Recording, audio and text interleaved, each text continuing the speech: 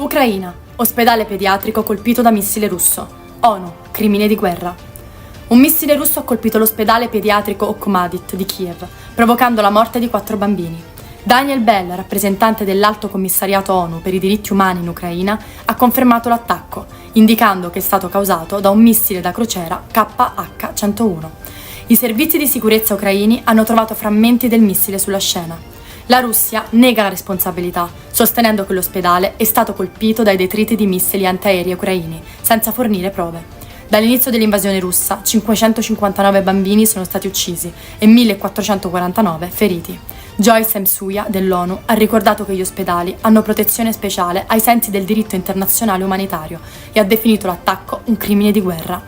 Il bombardamento è avvenuto mentre il presidente Zelensky era atteso a Varsavia e poi al vertice NATO a Washington. L'Unione Europea e il Regno Unito hanno condannato l'attacco, chiedendo giustizia e maggiore difesa aerea per l'Ucraina. Antonio Tajani ha dichiarato che tali crimini devono essere condannati dalla comunità internazionale. Summit NATO, focus su difesa e coesione internazionale. Il Summit NATO 2024 si è aperto con una serie di discussioni cruciali sulla difesa collettiva e la coesione tra gli Stati membri, in un momento di crescente tensione globale. Il segretario generale della NATO, Jens Stoltenberg, ha sottolineato l'importanza di unire gli sforzi per affrontare le minacce emergenti, tra cui la crescente aggressività della Russia e le sfide poste dalla Cina. Durante il summit, i leader dei Paesi membri hanno concordato su un aumento delle spese per la difesa, mirando a rafforzare le capacità di risposta rapida dell'alleanza. Inoltre è stato ribadito l'impegno per il supporto continuo all'Ucraina, in un contesto di conflitto protetto con la Russia. Il presidente degli Stati Uniti, Joe Biden, ha riaffermato il sostegno incondizionato degli Stati Uniti agli alleati europei, sottolineando la necessità di una NATO forte e unita. Tra gli altri temi discussi, la cybersicurezza e la difesa spaziale hanno occupato un posto di rilievo, con nuove strategie per contrastare le minacce digitali e proteggere le infrastrutture critiche. Il summit ha anche visto l'adozione di nuove misure per migliorare la prontezza operativa e l'interoperabilità delle forze armate dei Paesi membri.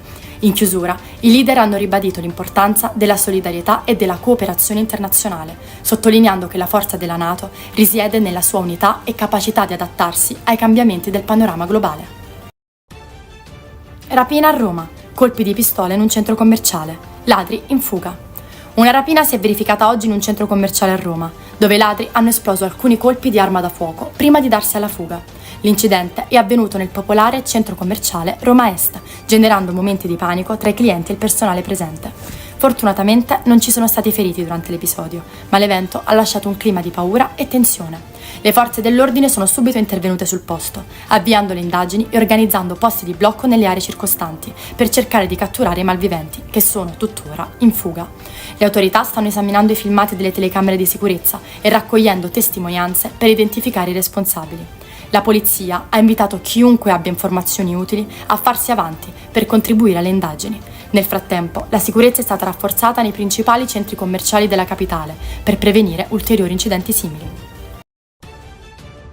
Israele lancia volantini su Gaza City. Invito a lasciare la zona pericolosa.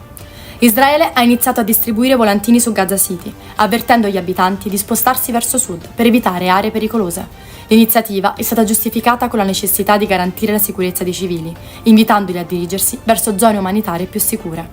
Secondo i volantini, la situazione nella zona centrale di Gaza è destinata a peggiorare a causa delle operazioni militari in corso.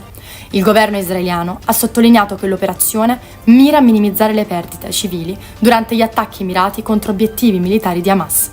Tuttavia, l'iniziativa ha suscitato preoccupazioni e tensioni tra la popolazione locale e la comunità internazionale, che teme un'escalation del conflitto e ulteriori sofferenze per i residenti di Gaza. Questo avvertimento arriva in un contesto di crescente violenza nella regione, con scontri intensificati tra le forze israeliane e i gruppi militanti palestinesi. Le autorità umanitarie stanno monitorando attentamente la situazione, preparandosi a fornire assistenza alle famiglie in fuga verso il sud della striscia di Gaza.